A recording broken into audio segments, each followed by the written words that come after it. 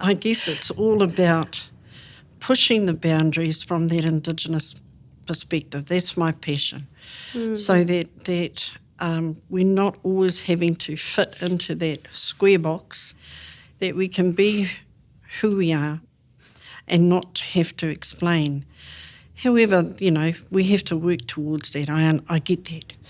And so it's finding new ways within the world and the reality that we live in outside of our te ao Māori, and how we can forge a pathway and improve things. I mean, why do we do this? We do this for our whānau.